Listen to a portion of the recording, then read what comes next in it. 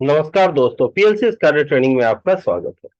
आज के इस वीडियो में हम लोग सेट रीसेट कमांड जो S7200 पीएलसी के का जो प्रोग्रामिंग सॉफ्टवेयर है स्टेप 7 माइक्रोबिन, इसमें हम लोग सीखेंगे कि सेट और रीसेट कमांड किस तरीके से यूज किया जाता है।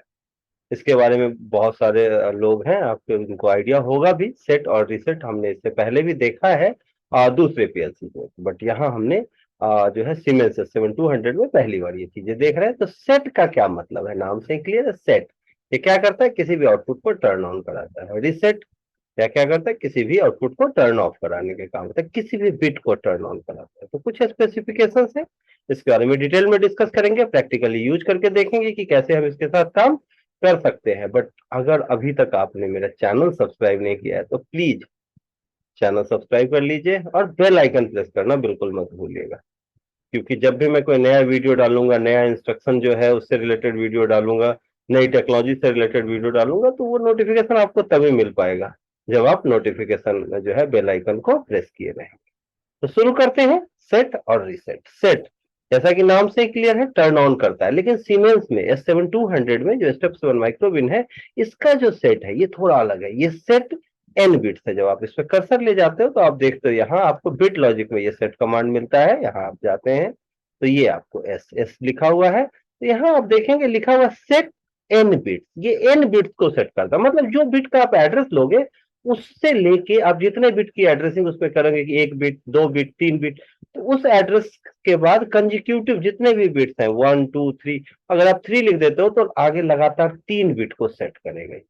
और अगर रीसेट कर रहे हैं तो अगर आपने लिख दिया कि यहाँ पे जो है वो 2, तो ये आगे कंजिक्यूटिव दो आगे वाले बिट को क्या करेगा, रीसेट करेगा। तो अगर हमें एक इंडिविजुअल आउटपुट को करना है तो वहां एक लिखना पड़ेगा, अगर उसके आगे वाले आउटपुट को करना है तो मुझे फिर वहां दो लिखना पड़ेगा। तो ये जो है कंजिक्यूटिव एन बिट्स के लिए होता है। तो ये हमारा सेट कमांड है और ये हमारा रीसेट कमांड है। और ये कितने बिट्स को सेट या रीसेट कर सकते हैं हम, तो 1 से लेके 255 तक अलग अलग बिट्स होंगे जिनको हम यहाँ जो है सेट कर सकते हैं एक इंस्ट्रक्शन से। ठीक है, तो यहाँ इस तरीके से हम लोग काम करते हैं सेट और इंस्ट्रक्शन को। इवन ये जो रीसेट कमांड है, मेरा रीसेट इंस्ट्रक्शन है, ये सिर्फ बिट्स के लिए नहीं है, ये टाइमर, हाँ जो नॉर्मल बिट है जो आपके जो है कॉइल्स वगैरह है उनके लिए नहीं, ये आउटपुट बिट के लिए नहीं, ये जो है टाइमर के भी जो बिट होते हैं, स्टेटस बिट है, उनको भी ये क्या करता है, रीसेट करता है। ठीक है, तो ये उसके लिए भी टाइमर और काउंटर के जो बिट्स हैं उन्हें भी हम क्या, वो क्या कर देता है, क्लियर कर देता है, जीरो कर देता है। ठीक है, तो हम लोग शुरू करते हैं कैसे यूज करना है। तो सबसे पहले मैंने एक इनपुट लिया प्रोग्राम शुरू करने के लिए, और यहाँ पे इसकी एड्रेसिंग दे दी I0.20।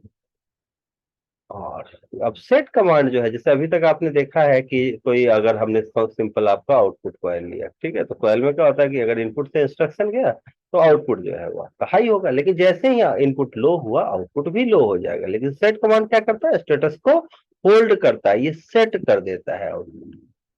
इसके ऊपर जो भी एड्रेस आप डालोगे इसको क्या करेगा, इस आउटपुट को होल्ड कर देगा, तब भी जब इनपुट जो है वो लो हो जाएगा। अब यहाँ पे आप 1 से लेके 255 तक, अगर मान लो आपने एक दूसरा आउटपुट लिया है, ठीक है, उसको सेट करना है तो ये उसको भी सेट कर देगा। तो दूसरा जो है मैं बटन ले लेता हूँ। अब इसका नाम मैंने रख दिया I0.1, इसकी एड्रेसिंग दे दी है। ठीक है, एड्रेसिंग वगैरह के बारे में मैंने डिटेल आपको जो 7200 का प्रोग्रामिंग का बेसिक वीडियो था उसमें बनाया हुआ है, आप उसे देख सकते हैं। अब ये रीसेट कमांड है मेरा, रीसेट एन बिट्स, उस पर क्लिक किया और यहाँ आउटपुट का एड्रेस डाल, सेम आउटपुट का एड्रेस डालेंगे कि ये इस वाले से जो स्टार्ट होगा, सेट होगा और इससे रीसेट हो जाएगा। मैंने यहाँ पे 1 ही लिया, लेकिन आप यहाँ पे 1 से लेकर 255 तक जितने बिट्स आपको सेट या रीसेट करने हैं आप यूज कर सकते हो। तो अभी मैंने इस पे एक बार चेक कर लिया प्रोग्राम को। अब अगर इसको मैं एड्रेसिंग वगैरह देना हो तो यहाँ पे मैंने राइट क्लिक किया, डिफाइन सिंबल, इसका नाम मैं रख देता हूँ कि ये तुम स्टार्ट हो। ठीक है, तो नाम स्टार्ट हो गया। अब ये जो 1 है इसका नाम मैं रख देता हूँ कि तुम स्टॉप। ठीक है,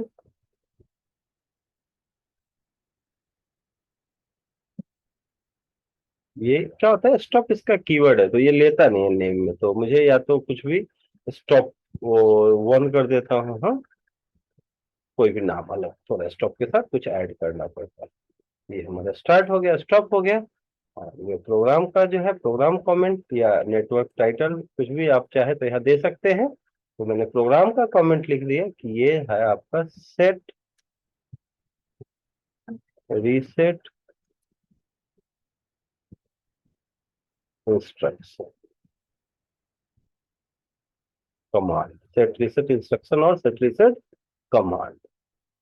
तो हम आज अभी जो प्रोग्राम करेंगे वो सेट रीसेट इंस्ट्रक्शन का है, तो चेक करते हैं कि सब ओके। देन आपको इस फाइल को मैंने एक्सपोर्ट किया, एक्सपोर्ट करने का तरीका आपको बताया हुआ है जो सिमुलेशन के लिए जो वीडियो था उसमें, कैसे हम लोग जाते हैं एक्सपोर्ट में और कहीं पे भी किसी भी लोकेशन पे कर सकते हो। मैंने इसके लिए डेस्कटॉप पे एक फाइल बनाया हुआ है अपने, ताकि आसानी हो मुझे प्रोग्राम करने में। तो मैं अपना लोकेशन, पहली बार आपको दिक्कत होती है उसके बाद से ये लोकेशन अपने आप सेलेक्ट करता है। डेस्कटॉप पे गया तो यहाँ आप देखेंगे S7 सीमेंस प्रोग्राम के नाम से, ठीक है। तो यहाँ मैंने नाम ले लिया सेट और रीसेट, ठीक है। तो चेक कर लेता हूँ मैं कैसे काम करता है ये। उसके लिए मुझे सिमुलेटर ओपन करना पड़ेगा, और आप सब जानते हैं कि कैसे सिमुलेटर ओपन करना है। क्या आपने सिमुलेटर पे S7-200 वाले फाइल पे क्लिक किया,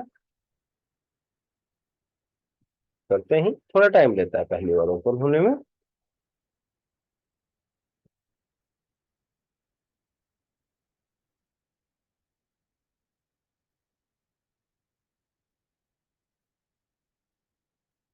तो ये दो ओपन हो गए हैं, इसको मैं बंद कर देता हूँ।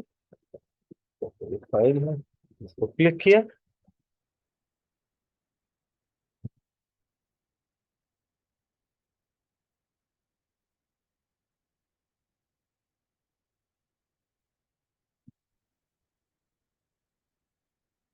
एक ही ओपन होना चाहिए, नहीं तो कभी कभी प्रोग्राम में एरर देगा। यहाँ से मैंने इसका सीपीयू चेंज कर दिया। जैसा कि आप जानते हैं सीपीयू जो है 222 से, अगर आप भूल जाए तो आप यहाँ चेक कर सकते हैं कि कौन से सीपीयू से। यहाँ आपको लेफ्ट में जो प्रोजेक्ट ट्री है उसमें ये दिखाई देगा सीपीयू 222। जो भी सीपीयू अगर आपने चेंज किया है या जो आपके पास है वो वही नाम यहाँ डालते हैं। तो सीपीयू यहाँ क्या किया मैंने, 222 को एक्सेप्ट कर लेते हैं। देन आफ्टर प्रोग्राम पे गया मैं और लोड किया मैंने। यहाँ पे मैं ढूंढता हूँ कि कहाँ है मेरा सेट रीसेट, ठीक है। आ गया सेट रीसेट डॉट AWL, इसको ओके किया। हम ले आते हैं, इसको कट कर दें। मैंने पीएलसी को रन मोड पे डाला, ये स्टॉप मोड पे था इसलिए प्रोग्राम डाउनलोड हुआ। तो प्रोग्राम जो है आप देख सकते हैं यहाँ रन मोड पे है और इस प्रोग्राम स्टेटस ऑन। अब जैसे ही आप जीरो बटन में ऑन करूंगा आप देखेंगे कि ऑन हो गया है मेरा आउटपुट। आप यह भी देख सकते हैं। अब जीरो पर लो भी कर देता हूं ना, फिर भी आउटपुट आपका हाई है। आप देख सकते हैं सेट हो गया, होल्ड हो गया। अगर जब ये सेट बटन नहीं है मेरे पास तो मुझे होल्ड सर्किट के थ्रू होल्ड कराना होता है, लेकिन अगर सेट के थ्रू कराना चाहूँ तो आपको कोई भी होल्डिंग की जरूरत नहीं होती है। ये अपने आप लैच हो जाता है, अपने आप सेट हो जाता है, ठीक है। और कुछ पीएलसी में इसे हम लैचिंग कमांड के नाम से भी जानते हैं। और जैसे ही मैंने वन नंबर बटन जो स्टॉप बटन है इसको प्रेस किया, इसने क्या कर दिया, रीसेट टू जीरो। और ये सबसे अच्छी खासियत इसकी क्या है, ये एक साथ करीब 1 से लेकर 255 अलग अलग बिट्स को रीसेट कर सकता है, ठीक है। 1 से लेकर 255 तक तो अलग अलग बिट्स है, इनको सेट कर सकता है, ठीक है। तो पहला बिट है तो 1, 2 बिट के लिए अगर काम करना होगा तो हम 2 लिखेंगे यहाँ। अब मैं वापस आता हूँ। अब मैंने कहा कि सर ये है टाइमर, टाइमर के साथ ये काम करता है। टाइमर के बिट्स को भी रीसेट कर सकता है, ये काउंटर के बिट्स को भी रीसेट कर सकता है। तो जो भी है टाइमर काउंटर, तो अगर टाइमर का इंस्ट्रक्शन देख लेते हैं बेसिक। तो टी ऑन ले लिया मैंने कोई टाइमर, यहाँ डाल दिया T37। लेकिन टाइमर के साथ रीसेट यूज करते हैं हम लोग, सेट नहीं। रीसेट करने के लिए इसके एक्यूमुलेटर की वैल्यू को, जो इसका जो टाइमर की वैल्यू होती है उसको। अब यहाँ पे जो है ये देखिए T37 के लिए 100 मिली सेकेंड टाइम बेस होगा, तो मैंने इसीलिए T37 टाइमर लिया है। अगर आप कोई भी टाइमर लेते हैं तो उसके अकॉर्डिंग आप टाइम बेस ले सकते हैं। अगर 1 मिली सेकेंड है तो 32 to 96 है। इसके बारे में डिटेल में मैंने ऑलरेडी अपने पहले वीडियो में बताया है। आपसे देख सकते हैं अगर टाइमर के बारे में और डिटेल चाहिए तो। बट अभी हम लोग सेट रीसेट पे फोकस्ड होंगे। तो यहाँ मैंने टाइम बेस मेरा 100 मिली सेकेंड है। अगर 5 सेकंड का टाइमर है तो 50 डाल दिया। अगर 10 सेकंड के लिए ले रहा हूँ तो 100 डाल दिया। 10 से मल्टीप्लाई करना होगा। ठीक है, और मैंने एक दूसरा बटन ले लिया जिससे क्या करते हैं टाइमर को रीसेट। तो यहाँ टाइमर की एड्रेसिंग मिली। और अगर ये पहला टाइमर को रीसेट करना है तो अगर मान लो एक साथ दो टाइमर को करना है 37 और 38 को, तो हम क्या करेंगे यहाँ पे 2 लिख देंगे। ठीक है, तो फिलहाल तो एक है। अभी एक बिट के साथ देखते हैं, इसके बाद जो है हम लोग देखेंगे कि एक साथ 2 बिट या 3 बिट को कैसे हम रीसेट कर सकते हैं या सेट कर सकते हैं। तो इसको जो है एक बार चेक कर लिया कि प्रोग्राम में कोई एरर तो नहीं है। देन फाइल पे गए और एक्सपोर्ट, पोर्ट में जो है टाइमर विद रीसेट। ठीक है, ले लिया नाम, ओके कर दिया। अब जो है सिमुलेटर ऑन किया मैंने। ऑलरेडी प्रोग्राम रन हो रहा है, मैंने स्टॉप मोड पे कर दिया। क्योंकि कभी भी पीएलसी में या इवन सिमुलेटर में एक प्रोग्राम जब आप लोड करते हो तो आपका जो सिमुलेटर या पीएलसी स्टॉप मोड में होना जरूरी है। तो आ गया, ओके किया और फिर नया प्रोग्राम जो है टाइमर यूज रीसेट ओके कर दिया। जो ये प्रोग्राम है आपको ये स्क्रीन पे दिख रहा है, हम देख सकते हैं यहाँ सेट रीसेट नाम है इसका। और रन मोड पे डाल दिया। ठीक है, अब जैसे ही मैं 0 बटन ऑन करूंगा आप देखेंगे टाइमर स्टार्ट हो गया। और ठीक है, और कभी भी जब 1 मैं क्लिक करता हूं तो ये टाइमर को रीसेट कर देता है, रीसेट टू 0। और जैसे ही रीसेट जो है, अब टाइमर को तो सिग्नल हाई है, तो जैसे ही रीसेट छोड़ूंगा वो स्टार्ट हो जाएगा। और रीसेट हाई करूंगा तो आप देखेंगे कि ये टाइमर को क्या कर रहा है, रीसेट टू 0। ठीक है, ऑलवेज रीसेट 0 कर रहा है, क्लियर कर रहा है काउंटर के एक्यूमुलेटेड वैल्यू को। ठीक है, एक्यूमुलेटेड जो इसको जो वैल्यू है टाइमर की, इसको 0 कर रहा है। ठीक है, तो ये जो है सारा डिटेल मैंने आपको बता दिया है कि किस तरीके से ये काम करता है हमारा। ठीक है, सेट और रीसेट बिट। अगर इसमें आप खुद से चेक करो, आपके लिए अगले वीडियो में आपको बताऊंगा कि किस तरीके से जो है हम एक साथ 2 या 3 बिट को जो है सेट कर सकते हैं और रीसेट कर सकते हैं। आप खुद से ट्राई करो इसको, तो आप बेहतर तरीके से समझ सको। वीडियो जो है मुझे लगता है कि अब आपको सेट रीसेट बिट के बारे में आइडिया लग गया होगा। अगर वीडियो के बारे में और भी कुछ आपको लगता है कि ये चीज मुझे जाननी चाहिए थी सेट रीसेट में, तो वो आप मुझसे पूछ सकते हो। ठीक है, उसके लिए कमेंट करना होगा, कमेंट सेक्शन ओपन है। ठीक है, आप उसमें कमेंट कर सकते हैं, कुछ भी मुझसे पूछ सकते हो। ठीक है, तो आप जो है कमेंट जरूर करें। अगर कोई नई टेक्नोलॉजी के बारे में भी जानना है तो आप कमेंट सेक्शन में लिख सकते हैं। मैं एक और कोशिश करूंगा कि आपको जल्द से जल्द उस टेक्नोलॉजी का वीडियो भी अपलोड कर दूं। तो मिलते हैं बहुत जल्द नेक्स्ट वीडियो में, तब तक के लिए धन्यवाद।